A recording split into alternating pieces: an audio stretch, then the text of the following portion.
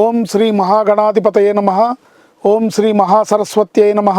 శ్రీపాదవల్లభ నృసింహ సరస్వతి శ్రీ గురుదేవ దత్తాత్రేయాయ నమః. అరుణకిరణ జాలై రంజిత శావకాశ విధృతి జపపటీకా పుస్తకాభీతి హస్త ఇతర వరకరాజ్య పుల్లక లహారహ సంస్థ నివసతు హృదిబాల నిత్య కళ్యాణశీల. శ్రీమాత్రే నమః. సంతోషం భక్తి ప్రేక్షకులకు స్వాగతం. నేటి పంచాంగం అనగా నవంబర్ 22వ తేదీ 2024 సంవత్సరం శుక్రవారం.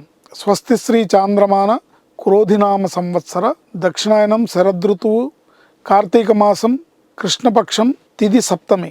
ఈరోజు సూర్యోదయం ఉదయం 6 గంటల 28 నిమిషాలకు, సూర్యాస్తమయం సాయంత్రం 5 గంటల 36 నిమిషాలకు. తిథి కృష్ణ సప్తమి సాయంత్రం 6 గంటల 12 నిమిషాలకు వరకు. నక్షత్రం ఆశ్లేష నక్షత్రం సాయంత్రం 5 గంటల 13 నిమిషాల వరకు. యోగం బ్రహ్మయోగం పగలు 11 గంటల 36 నిమిషాల వరకు. కరణం బాలవకరణం సాయంత్రం 6 గంటల 12 నిమిషాల వరకు. అమృత గడియలు పగలు 3 గంటల 31 నిమిషాల లగాయతు 5 గంటల 13 నిమిషాల వరకు.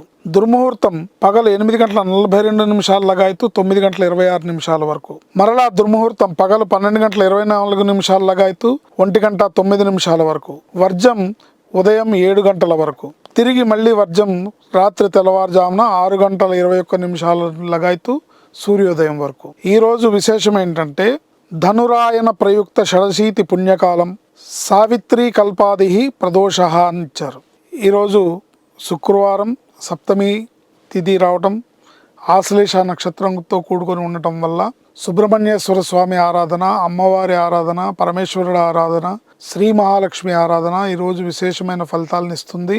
సప్తమి శుక్రవారం రావటం అనేది, ఆశ్లేష నక్షత్రంతో కూడుకొని రావటం అనేది కూడా చాలా విశేషం.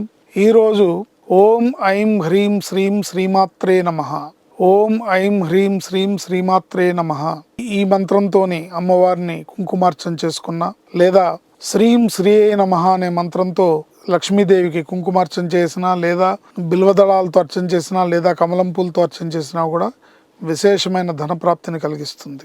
ముఖ్యమైన పనులు, ముఖ్యమైన అగ్రిమెంట్లు, చెక్కులు, సంతకాలు ఇలాంటివన్నీ కూడా వర్జము, దుర్ముహూర్తము, రాహుకాలం లేకుండా చూసుకోవాలి. ఈరోజు రాహుకాలం ఉదయం 10:30 నుంచి 12 గంటల వరకు రాహుకాలం.